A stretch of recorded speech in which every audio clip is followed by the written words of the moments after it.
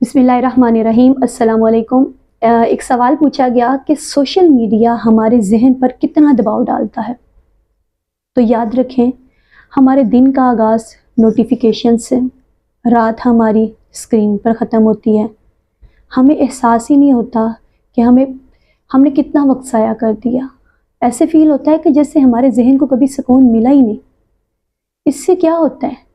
इससे ये चीज़ होती है कि हम एक तो वक्त का ज़िया कर रहे होते हैं। घंटों हम अपनी ज़िंदगी का कितना ज़्यादा लम्हा है जो मोबाइल की नज़र कर देते हैं, और एट द एंड हमें ये एहसास होता है कि हमें तो कुछ हासिल ही नहीं हुआ। ये गिल्ट ज़हनी दबाव को बढ़ाता है। दूसरा, हम अपनी ज़िंदगी का दूसरों की लाइफ के साथ कंपैरिजन करने लग जाते हैं। एक बात याद रखिए, सोशल मीडिया पर जो ज़िंदगी दिखाई जाती है ना, वो उन लोगों की ज़िंदगी का सिर्फ अच्छा हिस्सा होता है जो वो दिखाते हैं, और हम अपनी ज़िंदगी का उनके साथ मुवाजना करके अपने आप को कमतर समझने लगते हैं। हमें अपने आप में महरूमियाँ नज़र आने लगती हैं।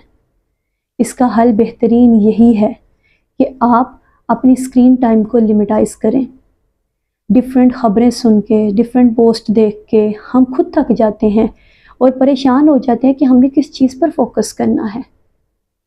प्लीज़ अपनी ज़िंदगी में पूरे दिन के अंदर कम से कम 1 घंटा ऐसा रखें जिसमें आप मोबाइल को टच भी ना करें, और वो 1 घंटा आप अपनी ज़ात के साथ, अपने घर वालों के साथ या अपने दोस्तों के साथ गुजारें। एक बात याद रखिए, ज़िंदगी एंडलेस जो है ना, ज़िंदगी वो स्क्रॉलिंग नहीं है। डिस्कनेक्ट होने में आपको सुकून मिलेगा। मोबाइल को अपने जहन का ग़ुलाम मत बनाइए। प्लीज़ इस चीज़ को अपनी ज़िंदगियों से बाहर निकालिए।